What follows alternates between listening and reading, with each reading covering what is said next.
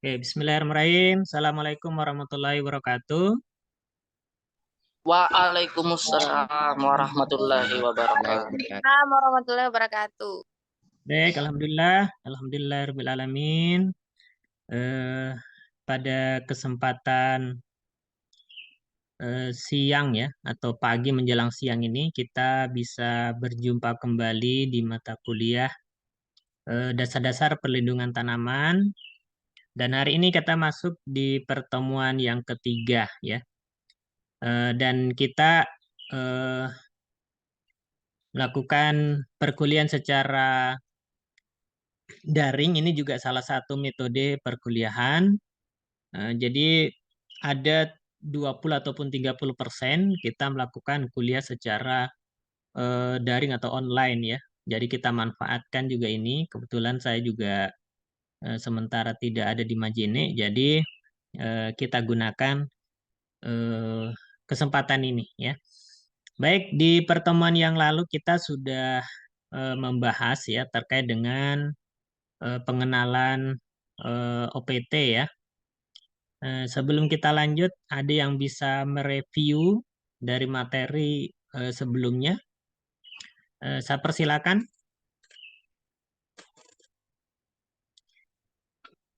Silakan, ada yang mau memberikan review dari materi pertemuan yang lalu?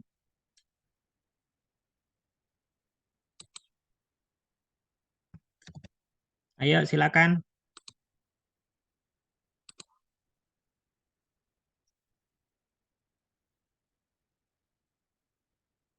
Mulai dari yang paling bawah, Werianti, Bubun.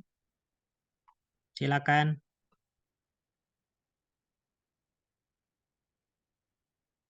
Silakan bersuara.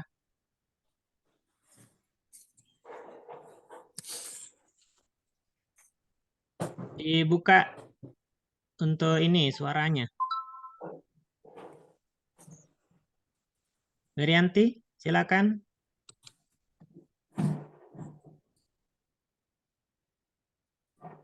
Halo.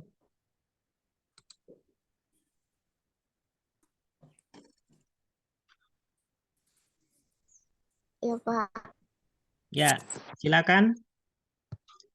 Apa yang kita bisa sampaikan dari pertemuan yang lalu? Kalau kalian mencatat ya, dari materi yang saya sampaikan pasti bisa memberikan argumen ya, ataupun pernyataan dari pertemuan yang lalu tentang apa. Oke, Werianti. Halo, Werianti. Ya, Pak. Oke, tentang apa?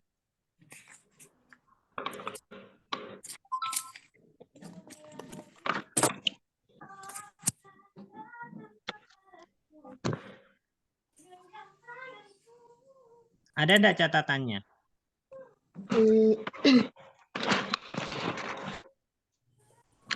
Singkat saja, Pak. Ya, silakan. Coba wajahnya ditampilkan. Penelitian dari perlindungan tanaman, yaitu untuk mencegah Diturunkan, kerugian pada... coba HP-nya itu ya, supaya kelihatan wajahnya ya. Oke. Pengertian dari perlindungan tanaman yaitu segala upaya untuk mencegah kerugian pada budidaya tanaman yang diakibatkan oleh organisme pengganggu tanaman. Apa lagi? Perlindungan tanaman sangat menentukan kinerja atau program agribisnis dalam beberapa aspek. Yang pertama itu kualitas produksi, terus yang kedua kualitas produksi, yang kedua itu kontinuitas produksi, keempat harga produksi, kelima biaya produksi, terus penghasilan dan keuntungan usaha tani, ketujuh iklim usaha di pedesaan, daerah, dan nasional, 8 daya saing produk di titik dan global. Oke, sudah cukup. Terus Sudah. Ini kalau sudah bicara ndak bisa berhenti ya. Tadi disuruh bicara, ndak mau bicara. Oke, ada yang mau bisa mereview, merangkum dari pertemuan yang lalu? Ya, Absar.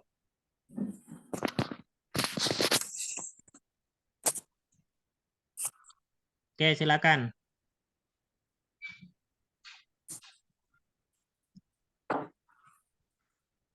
Absar.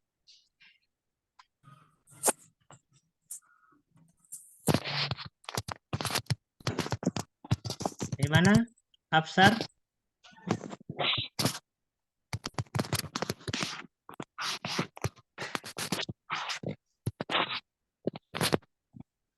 Halo? Ini Absar mau bicara atau enggak? Ya Pak, halo. Tidak Ya, tahu cara silakan. anunya Pak. Ini tidak dilihat anunya Pak. Anu bisukang anunya Pak. Tuh. Oke. Bagaimana, ada yang mau disampaikan? Apanya Pak? Dari review materi pekan lalu?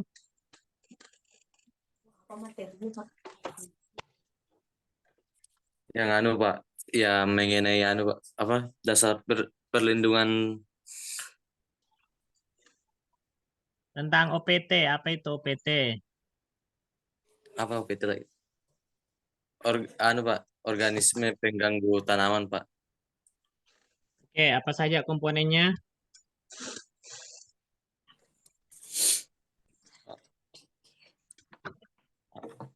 Organisme pengganggu tanaman. Apa lagi yang itu? Kemarin ada dicatat enggak? Yang sampai kemarin melamun. Nah, itu kemarin kan sempat saya tegur ya. Ya Nah, Pak. ternyata terbukti hari ini ya. Saya tidak fokus ketika mengikuti perkuliahan. Oke, jadi pertemuan depan kalian harus siap untuk mereview ya. Jadi ketika saya sampaikan untuk mereview, saya tunjuk, harus siap semua ya. Jadi tidak ada alasan lagi untuk berlama-lama tidak bersuara ya. Kita kan sudah sepakat dari awal ya. Siap untuk memberikan respon positif ya. Nah, ketika ditanya menjawab. Nah, makanya dicatat dengan baik dan bisa merangkum ya. Nah, itu lebih bagus kalau kita bisa merangkum dari materi yang kita dapatkan ya. Nah, setidaknya itu bisa menjadikan pemahaman kita ya terkait dengan apa yang kita dapatkan di pembelajaran pekan lalu ya. Oke, makanya dicatat baik-baik ya. Ketika ada yang saya sampaikan, poin-poin pentingnya itu dicatat ya, supaya itu menjadi bahan kalian untuk bisa mereview ya di pertemuan berikutnya. Baik, untuk pertemuan hari ini kita akan membahas ya terkait dengan pengertian hama dan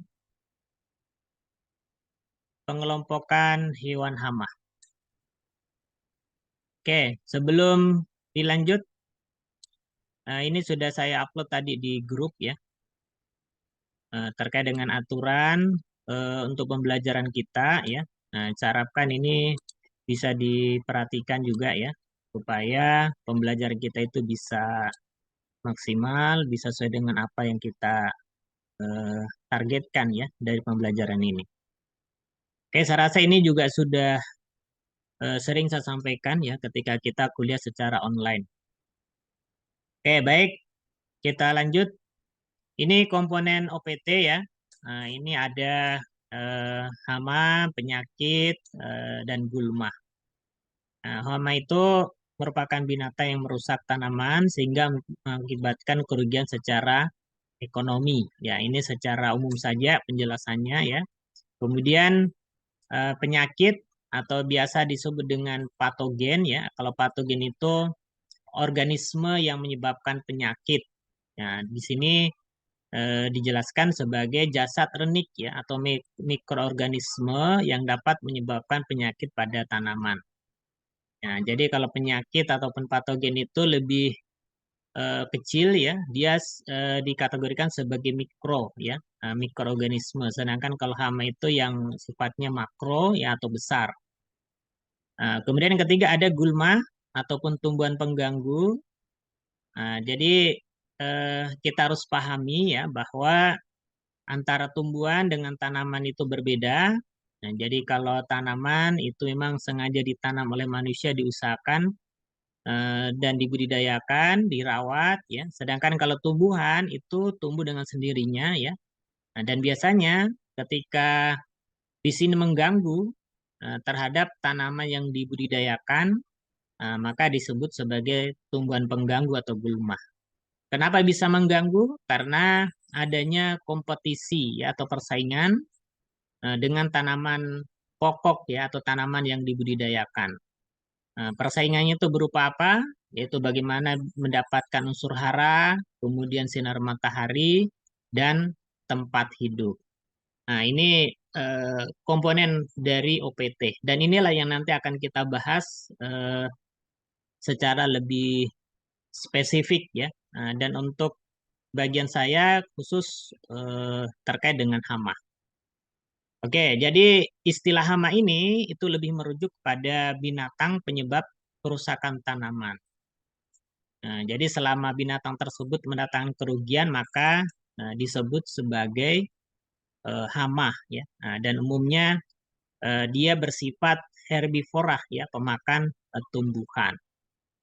Oke, saya ingin meminta pendapat dari kalian ya. Contohnya dalam suatu sawah ya, nah itu ada ditanami padi ya, sekitar 1000 rumpun padi ya. Nah, kemudian diperkirakan ketika ini panen ya, ini bisa menghasilkan sekitar 10 ton. Ya, kemudian pada saat dibudidayakan ya tanaman padi ini datang seekor tikus ya. Dan tikus ini memakan padi ya. Sekitar 1 rumpun dan menghabiskan sekitar 1 kilo. Yang menjadi pertanyaan, apakah tikus itu merupakan hama, dan kalau menghama apakah perlu dikendalikan? Oke, silakan ada yang mau memberikan jawaban atau pernyataan terkait dengan kejadian seperti itu. Silakan. Ada? Ayo, silakan berbicara.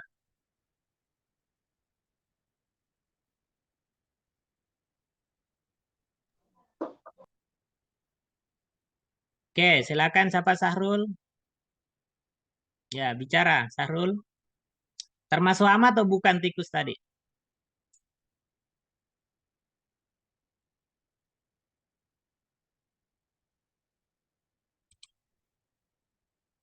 Oh, Sahrul. Nggak bisa ya? Suaranya nggak bisa keluar ya?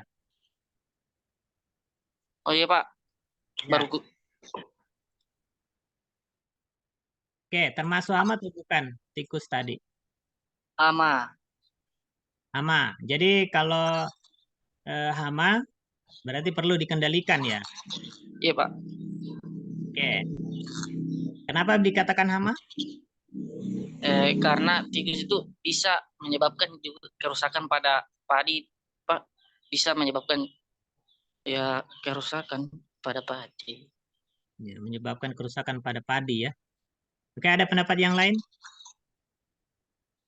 Silakan Muhammad Indra.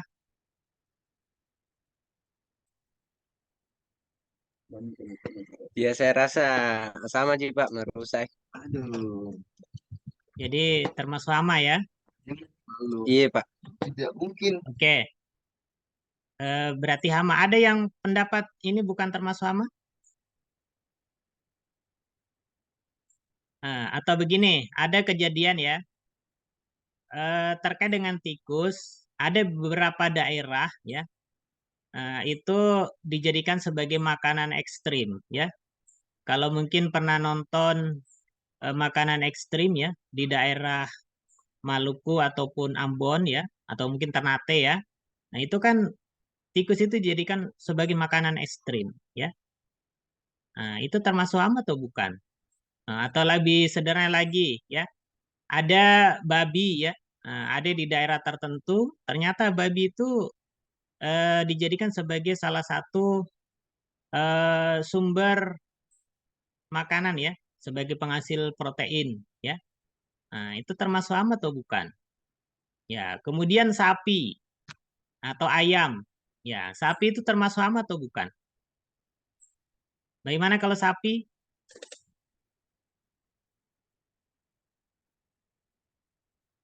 Oke, Rivaldo. Kalau sapi termasuk hama atau bukan? Kalau menurut saya Pak, sapi itu bukan termasuk dalam hama Pak. Hama. Berarti Tidak kalau termasuk hama Pak. hama perlu dikendalikan, ya? Ya kalau hama Pak perlu dikendalikan. Kalau bukan hama Pak, tidak usah karena bisa diatur Pak. Jadi sapi hama, ya? Bukan Pak. Kalau menurut saya bukan Pak. Bukan. Tapi kalau Ya Pak. itu sapi pergi makan tanaman jagung, tanaman padi, nah, bagaimana? Jadi dibiarkan saja. Tidak Pak, karena mungkin sapinya pada saat itu Pak lepas Iya. dan pergi memakan tumbuhan Pak. Jadi menurut saya itu Pak sapi itu bukan nama Pak, karena kalau pergi makan misalnya tumbuhan jagung atau apa kacang Kak bisa anu Bu Pak bisa diusir. Iya, berarti kalau begitu kan mengganggu, ya? Mengganggu terhadap tanaman yang dibudidayakan. Nah, itu kan definisi hama tadi, toh. Hama itu ketika Ya Pak. organisme ataupun hewan yang mengganggu atau merusak tanaman yang dibudidayakan, ya. Nah, jadi termasuk hama atau bukan kalau begitu? Ya kalau dari definisinya tadi Pak, jadi sapi itu termasuk hama jika pergi memakan tumbuhan yang dibudidayakan Pak. Nah, jadi ini perlu harus konsisten juga, ya, terkait dengan Ya Pak. pernyataannya. Oke, Siap Pak. jadi begini, ya, perlu harus kalian pahami, ya, ada definisi hama, ya, berdasarkan dari tinjauan secara ekonomi, tinjauan secara ekologis, ya. Nah, jadi contohnya, ya, seperti eh, seperti babi, tikus, ya. Ketika itu dibudidayakan, ya, atau seperti sapi ataupun ayam, ya, ketika diternakkan, ya, itu dipelihara dengan baik, ya.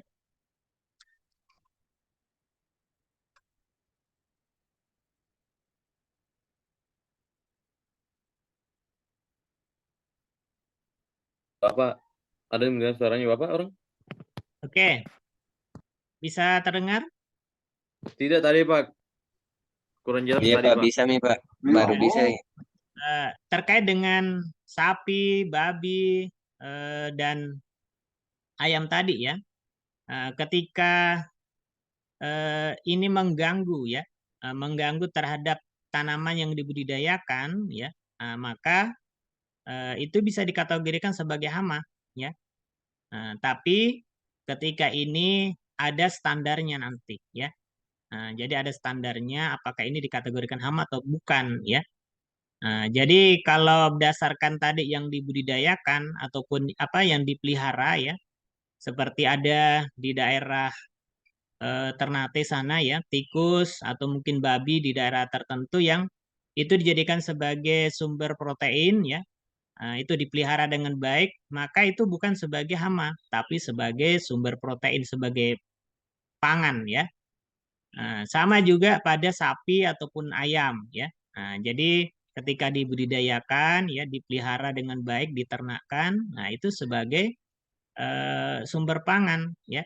Tapi ketika itu dibiarkan, ya, ataupun merusak terhadap tanaman yang dibudidayakan manusia, maka itu dikategorikan sebagai hama, ya. Oke, tapi di sini harus kalian pahami, ya, ada memang beberapa hewan yang dikategorikan memang sebagai hama, ya. Contohnya tikus, ya, atau mungkin babi. Sedangkan kalau sapi, ayam itu lebih cenderung ya memang dia sebenarnya hewan ternak ya, yang hewan sengaja dipelihara begitu ya. Nah, jadi memang secara umum bukan sebagai hama. Oke, itu dari tinjauan secara bagaimana manfaatnya begitu ya, bagaimana kepentingan manusia. Nah, oke, kemudian bagaimana dengan tikus tadi yang datang 1 ekor dalam satu lahan yang 1 hektar tadi, memakan 1 rumpun padi ya, yang dimana 1 kilo ya, sedangkan kemungkinan hasilnya itu sekitar 10 ton ya. Nah, jadi dari 1 kilo tadi ya, itu apakah merugikan ya dari penghasilan yang 10 ton tadi? Nah, dari hitung-hitungannya ya, namanya untung dan rugi itu kan berdasarkan bagaimana pendapatan ya. Nah, itu dikurangi dengan pengeluaran ya. Nah, jadi contohnya tadi, ketika kita membudidayakan tanaman padi ya. Nah, itu dibudidayakan itu ya itu kan butuh pupuk ya, butuh sarana produksi yang lain ya. Contohnya mungkin untuk pengendalian OPT-nya ya, kemudian pemeliharaannya, menanamnya ya. Ternyata ketika dikurangi ya dari pendapatannya, contohnya 10 ton tadi itu menghasilkan 10 juta ya. Nah, sedangkan pengeluarannya hanya mungkin 5 juta. Berarti nah ini masih untung sekitar 5 juta. Nah, dan 5 juta itu dikurangi dengan padi yang dimakan oleh tikus tadi. Nah, mungkin berapa? Kalau 1 kilo mungkin 10.000 ya. Dari 5 juta dikurangi 10.000, nah, kira-kira masih untung atau rugi? Masih, Pak. Masih untung, Pak. Masih untung ya. Masih untung, masih Nah, untung. oke. Jadi kalau dari dasarkan analisis ambang batas ekonomi ya, ternyata yang 1 ekor tadi itu tidak dikategorikan sebagai sesuatu yang merugikan ya, bukan sebagai ambang batas ekonomi ya. Nah, makanya dengan demikian yang tikus 1 ekor tadi ketika tidak mempengaruhi secara ambang batas ekonomi, maka itu tidak harus segera dikendalikan ya. Makanya disinilah perlu adanya analisis seperti itu ya. Makanya yang 1 ekor tadi itu bisa jadi sebagai apa istilahnya, rantai makanan ya. Jadi pertemuan yang lalu kan kita sudah bahas ya. Jadi rantai makanan itu tidak boleh terputus ya. Bisa jadi di sawah tersebut ada ular ya. Yang ular itu makanannya adalah tikus tadi. Nah, ketika tikus tadi langsung kita basmi ya, kita musnahkan, bisa jadi ular tadi akan memakan kita ya. Jadi gambarnya seperti itu. Makanya dengan demikian, kalau di agama kita ya, ataupun di kepercayaan kita pasti kan ada namanya sedekah ya. Jadi sebenarnya ketika yang dimakan oleh hewan ya, itu salah satu sedekah kita ya. Itu kalau hanya 1 ekor saja dan 1 kilo ya itu tidak merugikan dan itu menjadi salah satu penyeimbang ekosistem ya. Jadi ular tadi tetap ada makanannya ya, yaitu tikus tadi. Jadi kan sebenarnya di alam itu ada seperti itu ya. Jadi ada penyeimbang ekosistem. Oke, jadi dengan demikian ketika kita ingin melakukan pengendalian, maka kita bisa melakukan analisis ya ambang batas ekonomi ya. Selama tidak merugikan ya sebagai ambang batas ekonomi tidak perlu harus dikendalikan ya. Jadi perlu harus dipahami ya untuk serangan OPT itu aktivitasnya adalah mengendalikan ya. Jadi bukan membasmi ya. Kalau mau basmi kan berarti menghabiskan ya. Tapi kalau mengendalikan berarti mengurangi ya. Jadi tetap ada supaya tidak hilang ya. Jadi kalau hilang itu kan berarti otomatis memutus siklus rantai makanan ya. Jadi kalau memutus siklus rantai makanan berarti kita mengganggu keseimbangan dari ekosistem ya. Oke, saya rasa dipahami ya. Jadi dalam pengertian hama ya, nah itu biasanya memang hewan yang memakan tumbuhan, nah, seperti tikus tadi ya. Tikus itu makan padi ya, atau mungkin belalang makan padi. Nah itu dia sifatnya sebagai herbivora. Dan herbivora ini konsumen tingkat 1, nanti akan ada konsumen tingkat 2 yang perannya itu biasa sebagai karnivor ya, pemakan hewan, dan itu disebut juga sebagai musuh alami dari herbivora ini. Nah, jadi dengan demikian memang disitulah peran dari rantai makanan itu ya. Nah, sehingga kita harus bisa memahami tinjauan dari sisi ekologis dan tinjauan secara ekonomi. Nah, dan istilah hama itu merupakan istilah yang antroposentris ya, artinya berpusat pada kepentingan manusia ya. Selama tidak ada kepentingan dengan manusia, maka dia bukan dikategorikan sebagai hama. Nah, jadi itu yang perlu harus kalian pahami terkait dengan definisi dari hama. Oke, kelompok binatang ya yang peranannya itu sebagai hama itu banyak ya. Nah, kalau biasanya pada klasifikasi ya dari makhluk hidup, nah itu kan ada kalau tumbuhan itu kingdomnya adalah plantae ya. Sedangkan kalau hewan kingdomnya itu adalah animalia ya. Kemudian dari kingdom animalia itu nanti di bawahnya lagi ada namanya filum ya. Nah, jadi filum ini yang lebih kecil lagi ya dari susunannya. Dan ini ternyata ada beberapa yang peranannya juga sebagai hama ya. Nah, contohnya filum chordata ya, ada filum mollusca, kemudian ada filum arthropoda dan Achelminthes ya. Nah, Achelminthes ini ada yang mengelompokkan ke dalam hama, ada yang dalam penyakit ya. Karena memang ini sifatnya mikro sebenarnya ya. Nah, nanti kan kita lihat ya. Kemudian untuk filum arthropoda ini, nah ini juga biasanya terbagi lagi menjadi berapa kelas ya di bawahnya.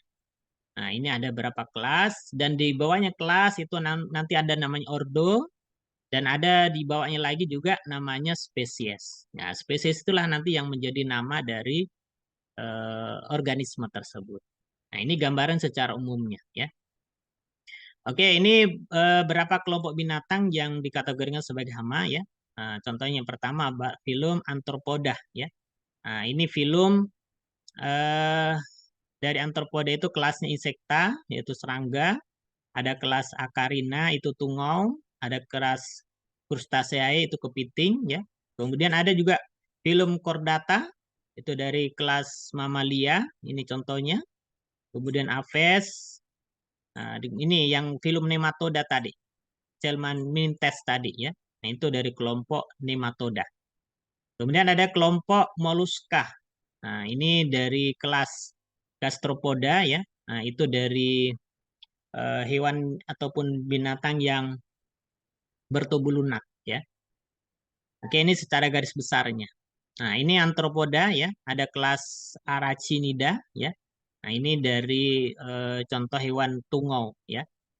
Nah, kemudian ada insekta ataupun hexapoda ya yang memiliki 6 pasang ya. 6 pasang, bukan 6 pasang tapi 3 pasang ya. Nah, memiliki 6 tungkai ataupun kaki ya. Oke, saya perlihatkan contoh dari arthropoda itu seperti apa. Nah, ini beberapa pembagian dari arthropoda.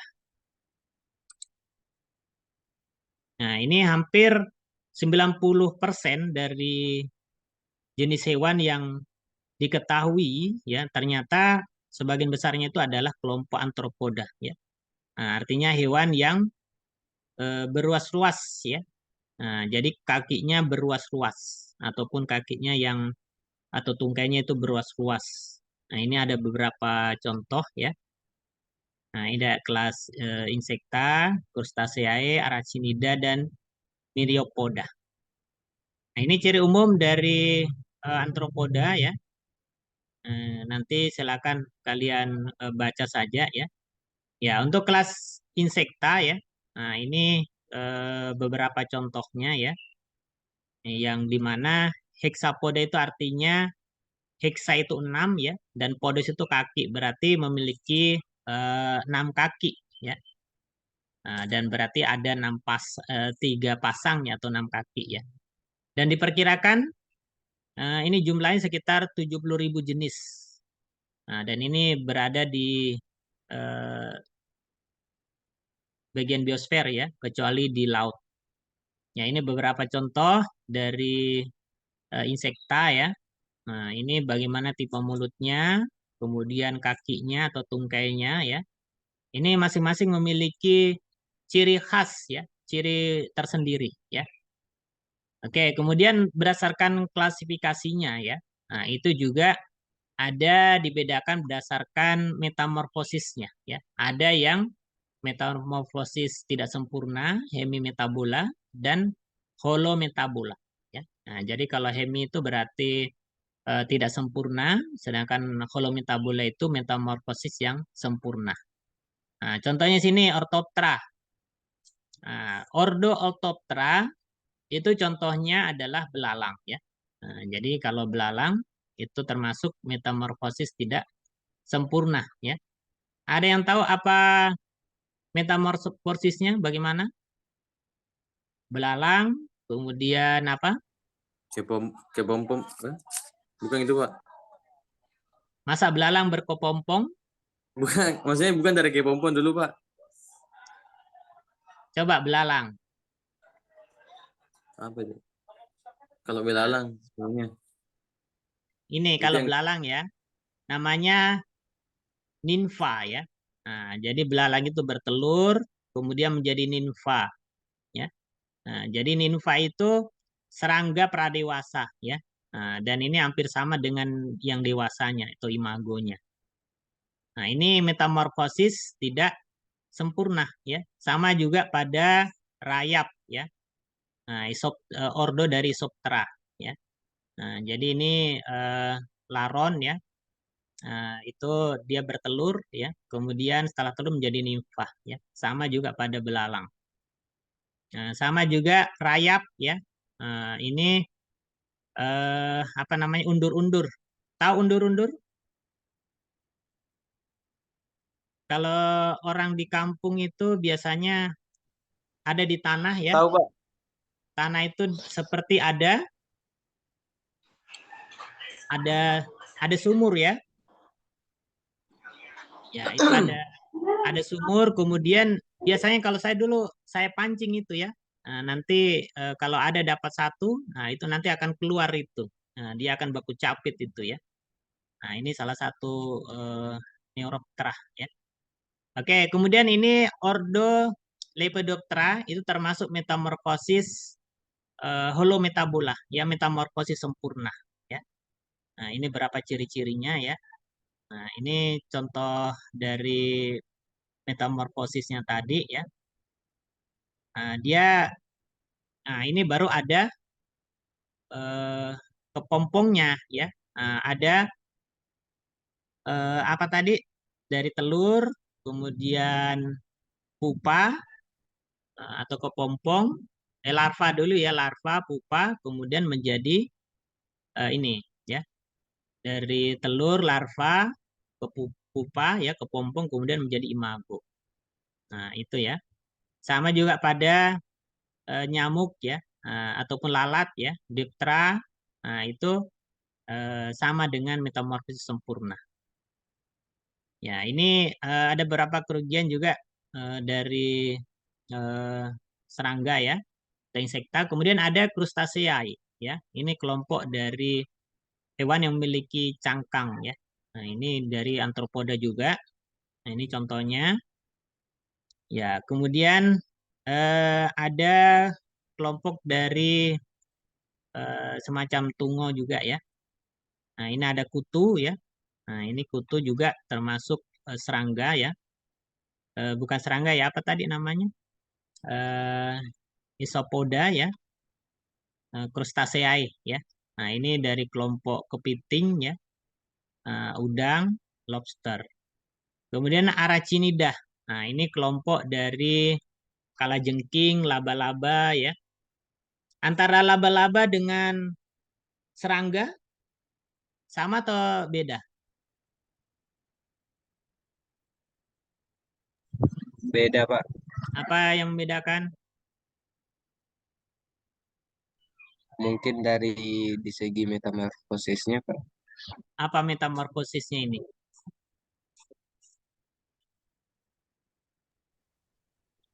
Kurang tahu juga sih, Pak. Nah, itu berarti menebak-nebak saja ya. Apa bedanya serangga Ini, dengan Pak, menebak. laba-laba?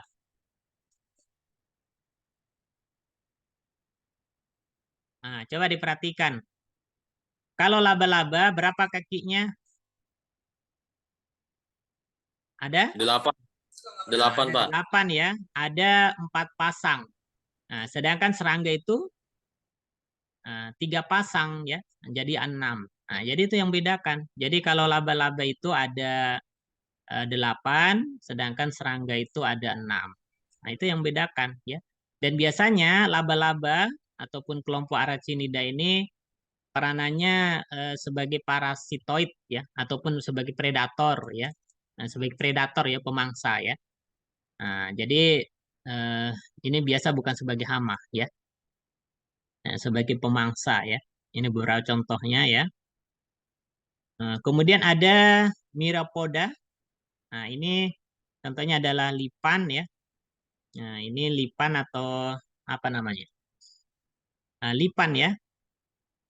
Nah, ini biasanya peranannya sebagai pengurai bahan organik ya. Ada juga kaki seribu ya. Ini juga sebagai pengurai bahan organik. Dia bukan sebagai hama ya.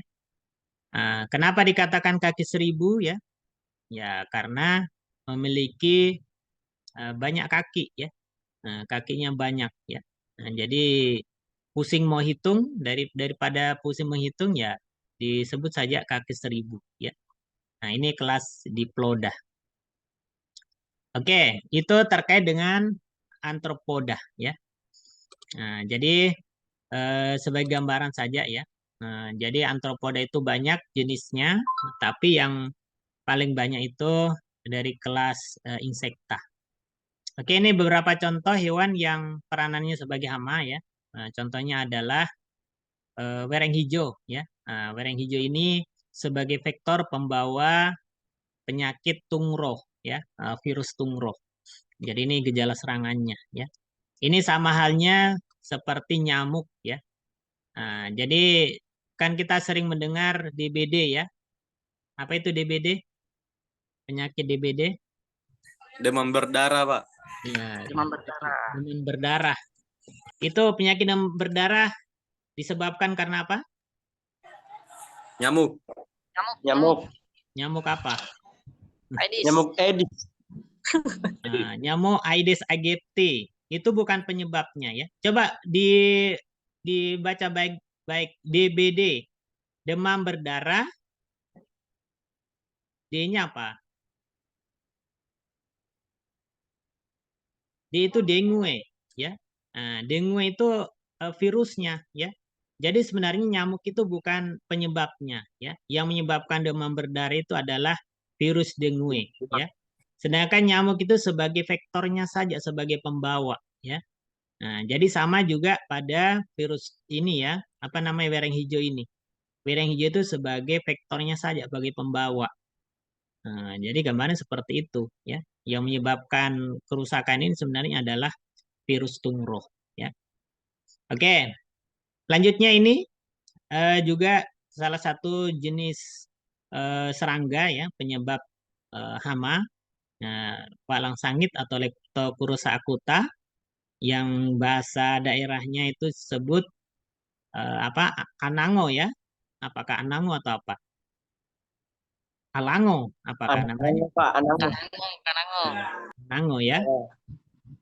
Dan biasanya gejala serangannya itu seperti ini ya. Kalau pada padi atau gabah ya, itu diserang ada bintik warna hitam ya. Ketika nanti sudah digiling, itu biasanya ada patah-patah ya atau mudah patah ya. Nah, itu yang akibat dari serangan walang sangit ini ya. Dan ciri khas dari walang sangit ini mengeluarkan aroma yang menyengat ya, yang busuk ya. Nah, itu sebagai salah satu adaptasi dari walang sangit ini ya ketika ada semacam serangan ya ataupun ada sesuatu yang mengancam dari serangga ini ya. Nah, ini ciri khas dari walang sangit. Oke, kemudian ada Phylum Chordata. Nah, ini contohnya hewan memiliki tulang belakang ya, bajing ya. Nah, ini ada juga tikus. Nah, ini termasuk hewan yang bertulang belakang. Nah, ini contoh dari gejala serangan tikus ya. Nah, biasanya kalau diserang oleh tikus itu seperti ini. Nah, kenapa bisa menguning begini sebelum waktunya ya? Itu karena ini ya, ada yang dimakan bagian batangnya ya, sehingga menjadi menguning begini. Nah, ini bisa kita lihat ya contoh dari model rumah dari tikus ya. Nah, ini sarang dari tikus ya. Nah, biasanya terdapat pada bagian pematang ya. Nah, dan ini bisa ditahu ya ketika memang berdasarkan dari penelitian ya. Nah, dan kita bisa mengetahui ini itu tujuannya ya supaya bisa dilakukan tindakan pengendalian. Nah, makanya itu pentingnya juga kita melakukan penelitian ya. Nah, penelitian itu tujuannya ya supaya kita bisa mengetahui bagaimana perilaku dari suatu organisme tersebut. Ya, kemudian bagaimana gejala serangan ketika menyerang pada tanaman kakao ya. Nah, biasanya buahnya itu akan dimakan ya. Nah, itu akan berlubang. Nah, dan kalau bijinya ya, bijinya ini masih tertinggal di bawah. Nah, biasanya kalau tikus itu makan ya, nah itu hanya makan yang cairannya saja itu yang rasa manisnya itu yang palnya, apa istilahnya palnya kalau tidak salah ya. Nah, sedangkan bijinya nanti ditinggal. Nah, biasanya ini yang sering kalau di kampung ya. Nah, pengalaman saya dulu ketika kecil begitu ya, biasa memungut biji kakaonya ini ya yang dimakan oleh tikus. Nah, sedangkan kalau ini habis ya tidak ada tersisa bijinya, ya berarti biasa dimakan oleh bajing ya ataupun tupai tadi ya. Nah, itu yang membedakan.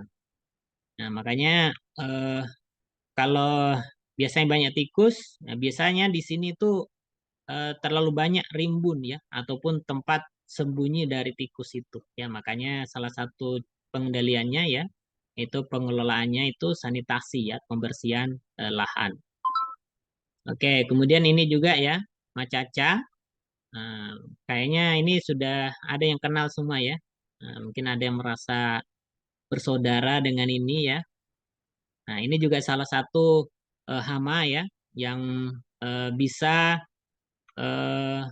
merusak ya pertanaman yang dibudidayakan, terutama kalau daerah yang sudah dialihfungsikan ya, yang dulunya hutan berubah menjadi sawit ya atau perkebunan ya. Nah, itu akan pergi ke perkebunan dari petani ya, ataupun bisa juga di sekitar perumahan warga ya. Nah, karena di habitat aslinya itu sudah dirusak. Nah, sehingga akan banyak dimakan juga ya tanaman-tanaman yang dikembangkan oleh manusia. Oke, kemudian ada juga babi hutan ya. Nah, ini juga salah satu hama yang biasanya menyerang di perkebunan ya ataupun daerah-daerah yang memang dekat dengan hutan. Ada yang tahu bagaimana cara mengendalikan ini kalau babi hutan? Bagaimana caranya? Ada mungkin pengalaman dari pengendalian ini di kampungnya? Gunakan apa? Ada yang tahu? Mungkin menggunakan jerat, Pak. Ya, menggunakan jerat atau mungkin ada semacam jebakan ya. Listrik. ada kawat listrik, kemudian ada juga orang-orangan sawah ya. Nah, itu juga salah satu untuk itu ya, mengantisipasi terhadap babi hutan ya. Kenapa menggunakan orang-orang sawah ya? Biasanya orang-orang sawah itu diberi apa namanya? Pakaian ya, pakaian dari petani. Nah, dan itu kan biasanya kalau pakaian dari petani yang sudah robek-robek ya, itu mulai ada bau bekas keringat manusia ya. Nah, jadi nanti apa namanya tadi babi hutan tadi merasa ya bahwa ada aroma dari manusia ya, sehingga tidak datang di situ ya. Nah, ini bisa salah satu cara ya. Nah, makanya kenapa menggunakan orang-orangan sawah ya. Ya, kemudian ada juga kelompok dari aves ya, atau burung ya. Ada beberapa burung yang biasanya pada tanaman padi ya. Nah, itu biasanya ada juga cara-caranya ya. Nah, biasanya kan ada semacam bunyi-bunyian ya. Nah, itu biasanya ada bunyi-bunyian atau ada plastik yang digantung-gantung ya. Nah, itu di sekitar sawah atau mungkin ada jala yang dipasang di daerah persawahan itu ya. Nah, ini salah satu caranya untuk apa namanya? Dan itu mencirikan bahwa di situ ada serangan dari burung ya. Oke, kemudian ada filum moluska. Nah, ini kelompok dari keong ya, siput ya, baik itu keong mas ya, keong racun ya. Nah, itu dan banyak lagi ya jenisnya. Nah, tapi di sini perlu harus kalian tahu juga perbedaan ya antara keong dengan siput ya. Apa yang membedakan keong dengan siput? Apa bedanya? Sudah pernah lihat siput? Ini ya, kalau siput ini. Kalau keong? Biasanya keong itu di mana? Di sawah, Pak. Sawah, Pak. Sawah ya. Berarti dari habitatnya biasanya itu berbeda. Kalau keong itu biasa di air ya, di daerah akuatik ya. Sedangkan kalau siput ya, itu biasanya di daerah daratan ya atau dataran. Tapi biasanya juga pada daerah yang memang ini ya, yang lembab juga ya. Untuk yang keong tadi ada beberapa yang keong itu dia ketika bertelur ya dia akan meletakkan telurnya di bagian batang pohon ya atau batang padi ya atau rumpun padi. Nah, dan yang membedakan lagi selain habitat antara keong dengan siput ya, kalau tadi tempat hidupnya itu biasanya untuk siput itu tidak ada penutupnya di depannya ya. Sedangkan kalau keong itu ada penutupnya ya bagian depannya. Nah, itu yang membedakan ya. Nah, nanti bisa kalian perhatikan ya antara keong dengan siput. Oke, kemudian ini film Alciminthes ya. Nah, ini tadi kelompok nematoda ya atau sebangsa seperti cacing ya. Tapi ini bisa kita lihat ketika menggunakan mikroskop ya. Makanya ada sebagian orang ataupun sebagian ahli yang mengatakan bahwa film Alciminthes ini dikategorikan sebagai kelompok penyakit ya, bukan sebagai hama ya. Makanya kita sepakat ya untuk ini bukan sebagai kelompok hama tapi kelompok dari penyakit ya. Nah, karena memang walaupun dia mikro ya kecil, tapi apa namanya ya ini karena kecil ya, makanya harus kita kelompokkan menjadi kelompok patogen penyebab penyakit ya. Oke, makanya nanti kita tidak akan bahas untuk nematoda ya, yang ini nanti dibahas di materi tentang penyakit pada tanaman. Oke, kalau kita melihat ya perbandingan satu sama dengan serangga lain, ternyata memang serangga itu merupakan hewan yang paling banyak ya. Nah, yang peranannya sebagai hama ya ataupun jumlahnya juga paling banyak ya. Kalau tidak percaya silakan kalian di kamar saja ya. Nah, itu kan kita dapati apa? Ada nyamuk ya, ada semut, ada lalat, nah apalagi ya. Nah, kemudian ada kecoa ya atau di kamar mandi. Ya, memang paling banyak itu adalah serangga ya. Nah, kemudian kedua itu adalah tumbuhan. Nah, ini kalau kita lihat perbandingannya ya, nah, ternyata jumlah spesies yang paling banyak itu adalah serangga atau insekta. Oke, kemudian secara umum ya, ciri-ciri dari serangga itu kita bisa lihat ini ya. Kita ambil contoh saja, satu serangga adalah belalang ya. Nah, jadi belalang itu adalah kelas insekta ya, ataupun serangga yang memiliki 3 pasang tungkai atau kaki ya. Mempunyai kerang keluar atau entegumen ya. Ini tulang ataupun kerangka pembungkus daging ya. Dan memiliki 3 bagian. Ada kepala atau caput, kemudian ada dada toraks, ada perut atau abdomen. Jadi dari masing-masing bagian ini ya, itu memiliki embelan ya, ataupun bagian sebagai pelengkap dari bagian tersebut ya. Contohnya pada kepala atau caput itu ada mata ya, ada matanya, ada antenanya. Nah, kemudian ada juga rahang ya atau bibir, ada bibir bawah, bibir atas ya, rahang atas, rahang bawah. Nah, kemudian di sini antara caput dengan toraks ya, itu ada tungkai ya. Pada tungkai atau kakinya itu ada pahanya juga ya, ada femur ya. Nah, kemudian pada toraks atau dada itu tempat melekatnya ini juga tungkai ya, tungkai kedua dan ketiga. Selain itu juga ada sayap. Nah, sayap itu biasanya ada 2 pasang ya. Nah, dan ada beberapa yang serangga yang 1 pasang, sedangkan 1 pasang lain itu dia bukan sebagai sayap ya, tapi sebagai alat penyeimbang ya. Contohnya pada lalat ya. Nanti kan kita bahas. Oke, kemudian pada abdomen ya atau perutnya itu ada spirakel ya. Nah, spirakel ini fungsinya sebagai alat pernapasan dari serangga ini.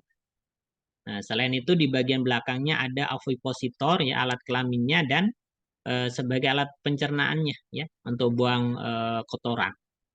Nah, ini sebagai gambaran saja ya terkait dengan ciri serangga. Nah, kalau belum pernah lihat serangga, ya ini bisa kalian lihat ya, contoh-contoh dari serangga ya. Oke, yang menjadi pertanyaan, apakah semua serangga merupakan hama di lapangan?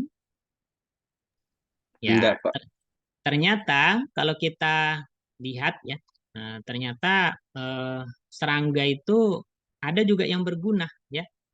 Contohnya ada serangga penyerbuk ya. Contoh serangga penyerbuk itu apa? Lebah, Pak, lebah. Ya, ada lebah. Semut rangrang, Pak. Semut Apa? rangrang. Semut Semut rangrang rangrang. penyerbuk. Sebagai penyerbuk ya semut rangrang. Masa sebagai penyerbuk? Kayaknya kalau semut rangrang itu dia sebagai predator biasanya ya.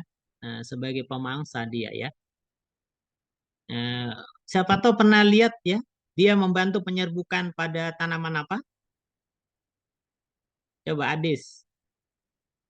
Apa tanaman apa yang dibantu penyerbukannya oleh semut rangrang? Kakao, Pak. Iya Kak, itu membantu penyerbukan. Bukan dia di situ sebagai predator dari hama tertentu atau sebagai tempat untuk hidupnya. Mungkin sebagai tempat hidupnya, Pak. Nah, Karena kurang tahu juga tentang ini, Pak. Itu makanya selain kita melihat, ya perlu harus ada referensi yang mendukung ya. Ataupun kalau perlu ya perlu diamati, siapa tahu diteliti ya. Siapa tahu betul sebagai pembantu penyerbuk ya. Tapi untuk selama ini biasanya dia sebagai predator ya, ataupun sebagai apa namanya, dia menumpang pada tanaman kakao karena ada makanannya di situ ya. Bisa jadi ada kutu ya ataupun hama-hama tertentu yang di situ nanti dimakan oleh semut rangrang tadi ya. Nah, yang penyerbuk itu contohnya tadi lebah ya, tawon ya, termasuk kupu-kupu ya. Nah, jadi kupu-kupu itu termasuk hama atau bukan? Bukan Pak, karena membantu penyerbukan Pak. Nah, tapi kalau pada fase larvanya? Ya, termasuk hama Pak. Kalau jadi penyerbuk mungkin bukan Pak. Oke. Tergantung Berarti fasenya Pak. ya, disinilah perlunya kita harus memahami metamorfosis dari serangga itu ya. Jadi kalau kupu-kupu pada fase imago atau dewasanya, dia bukan sebagai hama ya, tapi dia sebagai hewan penyerbuk ya. Tapi ketika pada fase larva, ulat, nah itu dia sebagai hama. Nah, ini perlu harus kita pahami ya. Oke, kemudian serangga Pak. penghasil bahan yang berguna, ada madu ya, nah, contohnya lebah ya atau tawon ya, kemudian sutra, ini ulat sutra, sirlak ya, ini bahan yang bisa digunakan untuk bahan kosmetik ataupun obat-obatan ya. Kemudian ada juga serangga entomophagus ya, nah, serangga yang sebagai pemangsa ya ataupun sebagai musuh alami dari serangga lain ya. Contohnya dia sebagai predator ya. Nah, sebagai pemangsa serangga lain atau parasitoid, dia menumpang kepada serangga lain. Nah, nanti kita lihat ya contoh-contohnya ini ya. Kemudian serangga pembersih atau scavenger. Nah, contohnya apa? Nah, contohnya mungkin kecoa ya. Kemudian ada rayap ya atau serangga-serangga yang memang biasa terdapat di bahan-bahan organik ya. Nah, itu biasanya akan membantu pembersihan ya dari bahan-bahan organik tersebut. Ada juga sebagai bahan makanan ya. Nah, ada yang pernah lihat apa contoh serangga sebagai bahan makanan? Apa contohnya?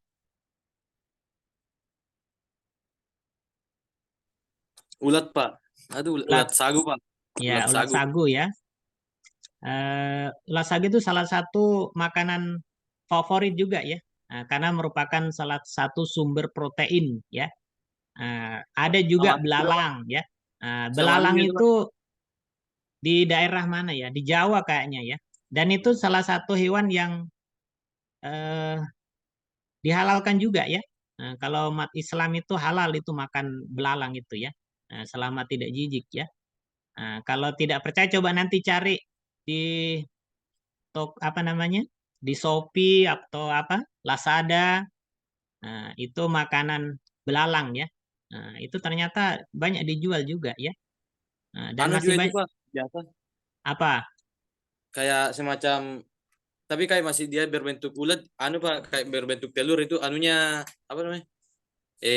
Lebah apa kayak itu? Tawon. Kayak jadikan obat. Iya, iya Pak.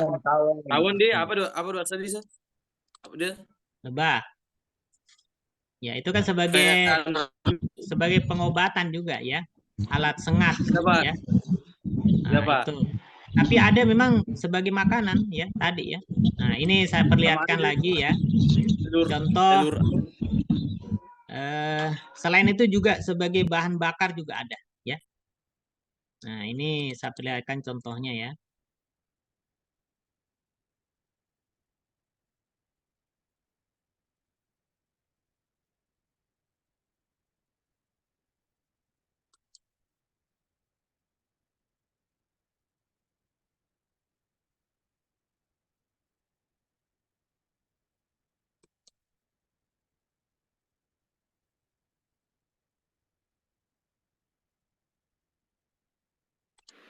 Kita perusahaan pertama di dunia yang memproduksi minyak dari edible serangga ini.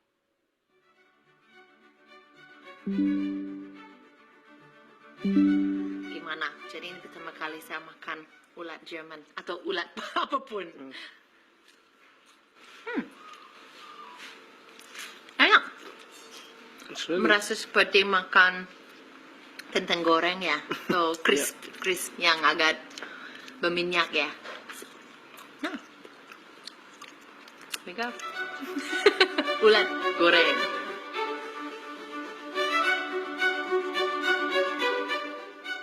Pertama-tama ulatnya kita matikan, kemudian kita keringkan, lalu setelah itu kita hancurkan.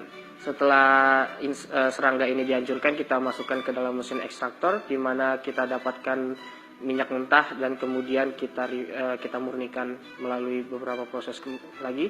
Setelah itu kita dapatkan minyak goreng yang bisa dikonsumsi.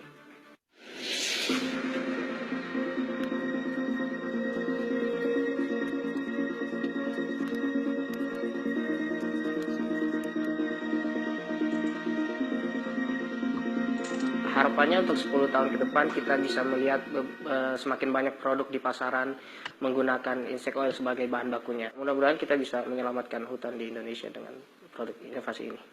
Dan ini produk salah satu terakhir dari minyak ulat Jerman, dan ini mentega. Saya akan coba. Nggak ada bedanya kan? Enggak ada, enak sekali, creamy. Pasti orang kalau nggak dikasih tahu tidak tahu mereka makan ulat Jerman. Oke, ada yang mau makan ulat Jerman atau ulat? Tidak, Pak. Saya Kalau sudah jadi mentega dicampur dengan roti, mana kita tahu ya. Nah, apalagi kalau berarti kita pakai kayak itu, makanya hilang-hilang kini jaringannya. dari sini suara orang. Oke. Halo? Oh. Nah, itu salah satu penggunaan dari tadi ya, serangga ya. Oke, kita lanjut.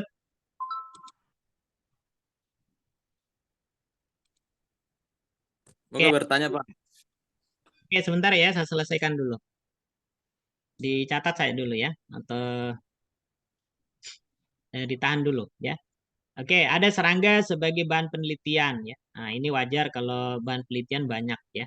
Kemudian ada sebagai bahan kesenian ya. Nah, contohnya apa? Contohnya kupu-kupu ya. Nah, dan ini kalau ini banyak sudah diekspor juga ya. Ada beberapa hewan yang bisa dijadikan sebagai komoditi tertentu ya untuk diekspor, untuk hiasan ya. Nah, ada juga sebagai bahan alat forensik ya. Nah, contohnya untuk apa namanya semacam lalat ya. Lalat itu bisa digunakan untuk mendeteksi ketika mayat seseorang itu sudah berapa lama ya. Nah, itu bisa dideteksi ya. Jadi kalau ada tindakan kriminal ya, pembunuhan ya. Nah, itu sudah lama jasadnya ya. Untuk mengetahuinya itu ya bisa dengan ini ya, adanya belatung dari lalat tertentu itu, maka bisa diketahui berapa lama jasad itu ya. Oke, ini serangga musuh alami ya. Nah, ada tadi predator ya, itu pemangsa. Jadi ada serangga memangsa hewan lain ya. Kemudian ada parasitoid, berarti itu serangga menumpang pada serangga yang lain ya. Nah, ini meletakkan telurnya, kemudian nanti ada larvanya tumbuh pada serangga lain. Kemudian ada juga patogen serangga ya. Nah, ada mikroba yang mikroorganisme yang menyebabkan sakit pada serangga tertentu ya. Apakah kelompok dari cendawan, bakteri, atau virus ataupun nematoda ya. Nah, kalau mungkin pernah kita lihat belalang ya, tiba-tiba mati, kemudian ada ditumbuhi semacam hifa ya, warna putih ya. Nah, itu berarti ada serangan cendawan ya. Atau mungkin ada warna hitam ya, ada berair ya. Bisa jadi itu diserang oleh bakteri tertentu ataupun virus ya. Nah, jadi ini kalau kita ambil bakteri atau mikroba tadi dikembangkan di lab, diaplikasikan ke hama tanaman Nah, berarti itu bisa menjadi salah satu pengendali ya, pengendali terhadap hama. Nah, jadi inilah pentingnya juga ya kita belajar seperti ini. Nah, sehingga kalau kita terapkan ini, ya itu bisa sebagai alternatif ya penggunaan pestisida atau insektisida. Nah, jadi gambarnya seperti itu ya. Oke, nanti kalau kalian mau lebih detail ya terkait dengan gambaran bagaimana pemanfaatan serangga ya dalam kehidupan, nah, nanti akan ada video YouTube ya yang bisa kalian lihat ya. Nah, kemarin saya sempat mengikuti ya yang diadakan oleh Unhas ya terkait dengan pemanfaatan serangga ya. Oke, nah ini serangga yang merugikan ya. Nah, ini dia pada serangga pada tanaman, pada ternak ya parasit. Ada juga sebagai vektor penyakit pada manusia, contohnya nyamuk ya, pada tanaman ya. Nah, contohnya tadi tungro ya, wereng hijau tadi ya. Ada juga serangga pengganggu ya. Nah, dia sebagai parasit ya, dia menumpang pada makhluk hidup yang lain ya atau manusia ataupun hewan. Ya, serangga apa saja yang tergolong sebagai hama ya? Nah, kita akan lanjut di pertemuan yang akan datang ya.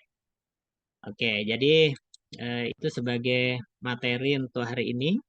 Silakan kalau ada yang mau ditanyakan. Nah, tadi ada yang mau bertanya, silakan. Saya, Pak. Ya, oke, silakan.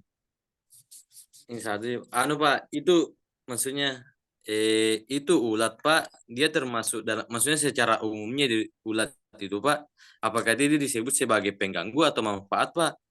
Atau saling berkaitan itu antara manfaatnya sama pengganggu, Pak? Contoh dia mengganggu di tanaman tapi bermanfaat bagi dalam tubuh tuh, Pak, atau kayak semacam ulat yang kayak begitu tadi, Pak. Yang jadi masalahnya pertanyaan sini, Pak. Maksudnya yang secara umumnya itu, Pak, dia kan pengganggu atau manfaat, Pak? Dia ulat itu bermanfaat atau pengganggu begitu ya? Iya, Pak, yang secara umumnya ini karena kan saling berkaitan juga itu, Pak. Dia manfaat Ya. tapi ada. Oke, ada yang mau menjawab dari pertanyaan Absar? Atau minggu depan kita ya Hah? sempat. Kenapa minggu depan? Ada yang mau Ya, berikan apa namanya semacam argumen? Silakan. maksudnya Saya secara ya luasnya ya secara luasnya ini, Pak, makanya dia kan pengganggu kan tuh. ini saya sampaikan ke yang lain ya. Seberapa jauh pemahaman kalian terkait dengan ini? Oke, silakan. Ada yang mau menjawab pertanyaan ini sebelum saya jawab?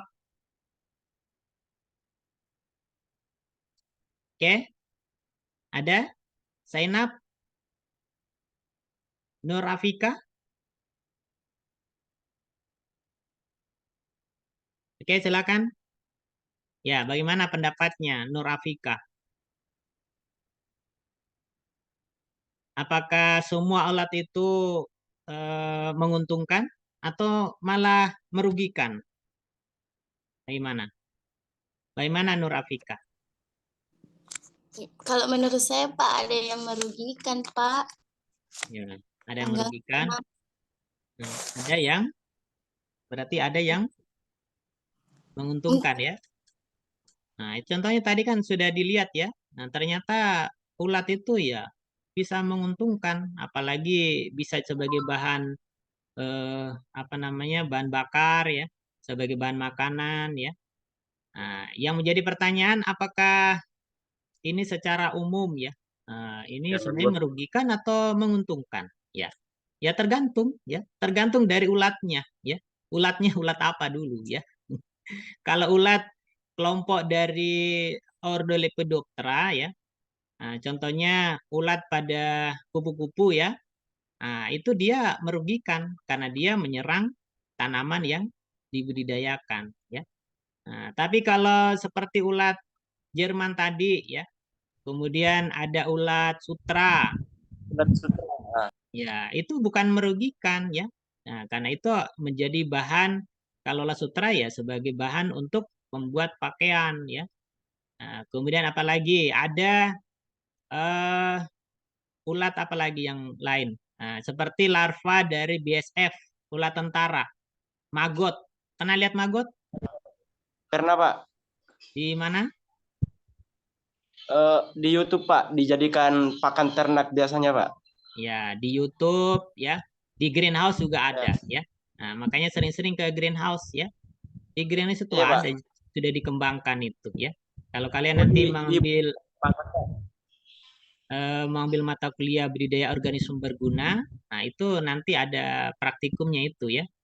Makanya sering-sering ke greenhouse, ada di sana ya. Itu siapa? Senior kalian Yusril ya. Itu sering membudidayakan juga itu di ember tumpuknya ya. Nah, itu maggot itu selain sebagai pengurai bahan organik ya. Nah, ini larvanya bisa dijadikan sebagai pakan ya, pakan ternak ataupun pakan ikan ya, sebagai pakan ikan. Nah, jadi kalau ditanya apakah semua ulat itu merugikan atau menguntungkan, ya tergantung ya, tergantung ulatnya, ulat apa dulu ya. Nah, kalau semacam ulat yang dari kelompok Lepidoptera tadi ya, seperti Cephaloptera litura ya, kemudian apalagi ya nitens ya, yang dari ulat gerayak ya. Nah, itu semua biasanya menyerang pada tanaman sayur-sayuran ya. Nah, berarti itu termasuk sebagai hama yang merugikan. Nah, jadi seperti itu ya. Makanya tergantung dulu ulatnya ulat apa ya. Karena setiap organisme itu memiliki perannya masing-masing ya. Nah, jadi gambarnya seperti itu ya. Jadi kita tidak bisa generalisir ya. Jadi apakah serangga itu semuanya hama? Ya ternyata tidak. Dan berdasarkan penelitian sebenarnya serangga yang paling banyak itu keuntungannya, menguntungkan dibandingkan merugikan ya. Nah, makanya nanti silakan kalian nonton ya, nanti saya bagikan linknya itu ya, terkait dengan bagaimana pemanfaatan dari serangga berguna ya. Nah, nanti pertemuan depan kalian setidaknya bisa mempresentasikan ya dari video tersebut ya. Oke, masih ada lagi yang mau ditanyakan? Atau mungkin ada yang pertanyaan lain? Silakan. Saya, Pak. Oke, Nur Afika, silakan. Tadi kan bahas tentang tanaman kakao ya, Pak. Itu pertanyaan saya, Pak. Itu kalau tanaman kakaonya itu hitam semua, biar di dalamnya juga hitam, itu penyakit apa itu yang menyerang, Pak? Dan hama apa yang menyerang itu, Pak? Oke, ini sudah tidak sabaran untuk mengetahui ya bagaimana serangan dari OPT itu ya. Nah, baik itu hama ataupun penyakit ya. Nah, jadi kita bahas ini bertahap ya sebenarnya ya. Jadi kita bahas dulu bagaimana pengertiannya ya, bagaimana jenis-jenis dari hama itu ya. Nah, kemudian nanti sama juga untuk bagian penyakit ya. Nah, itu juga akan kita bahas juga terkait dengan pengertian penyakit itu apa, jenis-jenisnya, bagaimana gejala serangannya, tanda-tanda dari penyakit itu apa ya. Nah, sehingga ketika kita sudah mengetahui ya bagaimana cara hidupnya dari hama ataupun penyakit itu, maka kita akan bisa melakukan tindakan pengendalian ya. Oke, karena ada yang sudah bertanya ya, nanti saya jawab secara umum saja ya. Dan untuk lebih detailnya ya, nanti silakan kalian ikuti ya, mengikuti perkuliahan ini secara beruntun ya. Oke, terkait dengan kakao tadi ya, kakaonya tadi itu menghitam ya. Jadi contohnya mungkin saya perlihatkan saja contohnya ya.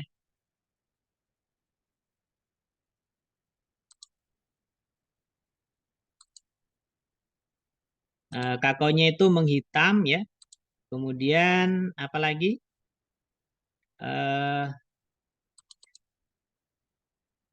Menghitam kulitnya ya. Kemudian apa lagi? Kemudian Pak, Pak saya tambahkan biasanya itu ada ulat di dalam itu Pak yang isinya hitam.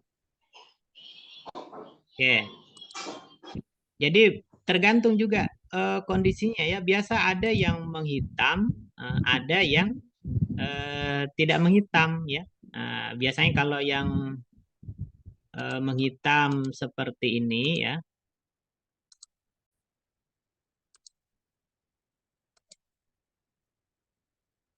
Ya, kalau hitam seperti ini, kemudian ada putih-putihnya, berarti itu diserang oleh penyakit ya. Nah, itu biasanya ada warna putihnya itu cendawan ya. Cendawan namanya Phytophthora palmivora ya. Nah, ini nanti kita bahas di materi tentang penyakit pada tanaman ya. Nah, kemudian kalau yang ada ulatnya ya, nah itu banyak juga ulatnya, berarti itu diserang oleh hama ya. Nah, hama itu contohnya apa? Ya, contohnya seperti ini ya. Nah, contohnya pada tanaman kakao yang diserang oleh ulat ya, biasanya ada larvanya di dalam sini, berarti diserang oleh hama. Hama itu juga banyak, ada hama PBK ya, penggeret buah kakao, ada yang Helopeltis ya. Nah, ini seperti ini ya. Biasanya itu ada bintik-bintik hitam.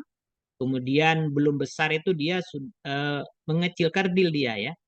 Nah, sehingga di sini disap cairannya ini maka dia tidak bisa besar. Nah, tapi biasanya kalau yang besar, nah biasanya ini kalau PBK ya, penggeret buah kakao itu, ini akan lengket semua di sini. Nah, dan biasanya akan ada ulatnya di situ.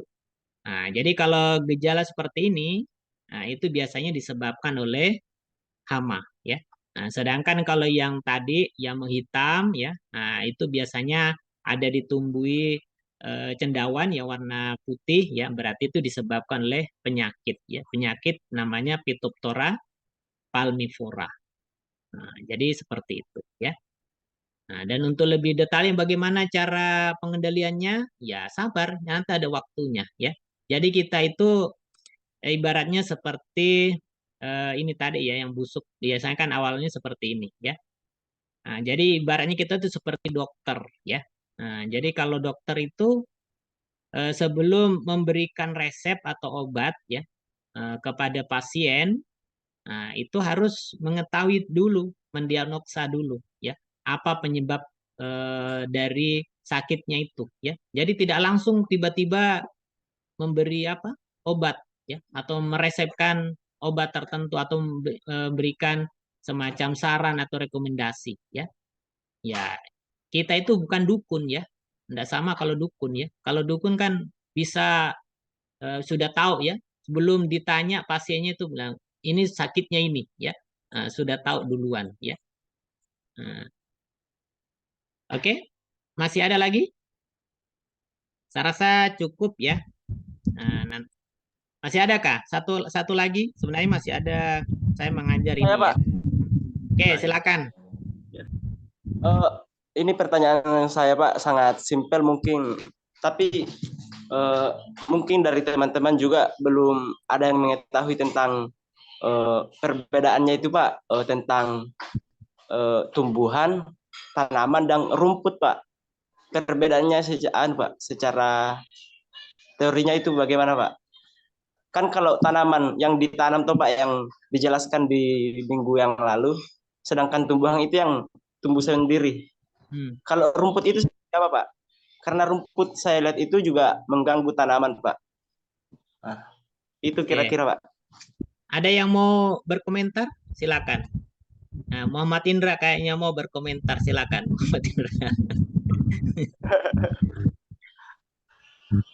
Ada? Ada yang berikan komentar?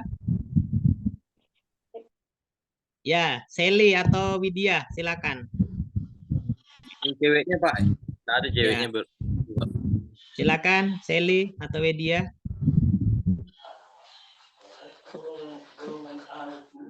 Ya, silakan. Ya. Ini suaranya Sally terputus-putus ya. Kayaknya kurang bagus jaringannya ini. Atau ditulis saja di kolom chat ya, kalau mau menjawab ini Sally atau Widya. Oke, yang lain? Siapa? Rana? Rana mungkin mau bicara? Atau Asmiranda? Siapa, Rana dulu atau Asmiranda? Irwan Pak, mau tadi itu. Saya Pak, Ya, oke, Asmiranda, silakan. kan kan pertanyaannya tadi apa sih itu tanaman, tumbuhan dan rumput. Kan kalau tanaman berarti ada yang menanam. Terus kalau tumbuhan berarti tumbuh sendiri. Sedangkan rumput itu biasa disebut dengan gulma atau mengganggu tanaman. Begitu Pak, menurut saya. Oke, bisa diterima, Adis? Tidak Pak, kan pengertian dari gulma sendiri itu Pak, pas minggu lalu kan gulma itu kan tumbuhan, pengganggu tanaman. Tapi yang saya tanyakan itu Pak, rumput. Atau secara rumput termasuk apanya, gulma atau bukan? Termasuk gulma Pak. Gulma. Kalau rumput Jepang, Ya, Pak. rumput Jepang yang rumput ditanam Jepang. itu sengaja di lapangan atau ada rumput yang memang di lapangan golf itu termasuk gulma atau bukan? Tidak. Tidak. semua. Bukan gulma. Rumput Bukan lapangan. gulma, Pak. Karena rumput Jepang itu sengaja ditanam Pak. Nah, makanya harus perlu dipahami juga ya terkait dengan tanaman dengan tumbuhan. Jadi tanaman sengaja ditanam, tumbuhan tumbuh dengan sendirinya ya. Nah, jadi walaupun contohnya begini ya, jagung dengan kacang ya, jagung dengan kacang itu termasuk hama atau bukan, atau gulma atau bukan? Gulma kan tumbuhan yang tidak dikehendaki ya. Nah, jadi contohnya begini, kita menanam kacang ya, tiba-tiba tumbuh di situ mungkin ada jatuh biji jagung. Nah, kira-kira jagung tadi sebagai gulma atau bukan?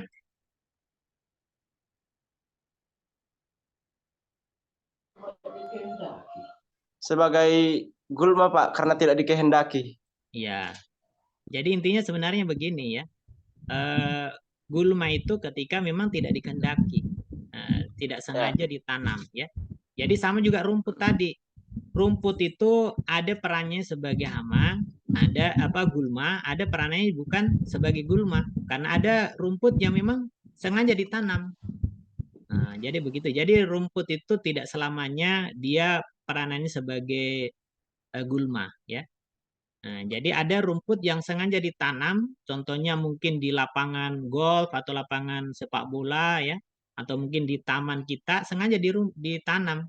Tapi ada beberapa rumput yang lain yang tidak sengaja ditanam tapi tumbuh dengan sendirinya. Bahkan itu merusak keindahan dari rumput yang kita tanam. Jadi begitu ya. Jadi rumput itu tidak selamanya kategorinya sebagai gulma ya ataupun tumbuhan liar. Karena ada rumput yang memang ya sengaja ditanam begitu ya. Nah, jadi intinya antara tanaman dengan tumbuhan itu perbedaannya dari segi sengaja dibudidayakan atau tidak ya. Nah, kemudian untuk gulma ya ini apakah mengganggu tanaman yang dibudidayakan atau tidak ya. Selama dia tidak mengganggu tanaman yang dibudidayakan berarti tidak bukan termasuk gulma ya. Nah, dan ketika ada gulma ya itu perlu dikendalikan ketika itu mengganggu ya. Apalagi kalau sudah melewati ambang batas ekonomi. Nah, jadi begitu ya. Nah, kan kita pahami bahwa organisme pengganggu tanaman itu adalah kelompok dari hama, penyakit dan gulma ya. Nah, dan namanya UPT ya perlu harus diwaspadai ya. Nah, perlu harus dikendalikan ya. Oke, saya rasa cukup dulu ya, karena ini saya ada jadwal kelas yang lain ya untuk mengajar. Nanti kalau masih ada pertanyaan silakan dicatat ya. Insya Allah nanti lanjut di pertemuan berikutnya ya. Oke, saya buka dulu untuk absensi pertemuan ketiga ya.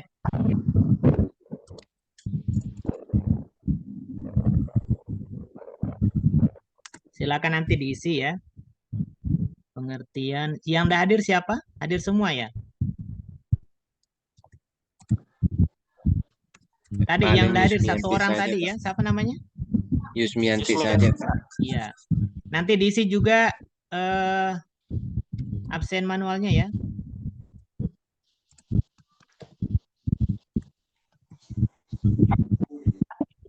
Oke, untuk pertemuan ketiga saya sudah buka di Siakat. Silakan nanti diisi ya. Iya, Pak. Baik, demikian Terima untuk kasih. pertemuan hari ini ya. Tadi ada. Kapung Baru. Oke, saya rasa cukup ya. Demikian untuk pertemuan hari ini. Soalnya nanti kita lanjut di pertemuan berikutnya ya. Baik, Sairi. Assalamualaikum warahmatullahi wabarakatuh. Waalaikumsalam warahmatullahi wabarakatuh. Oke, saya tutup ya. Ya Pak. Iya, Pak.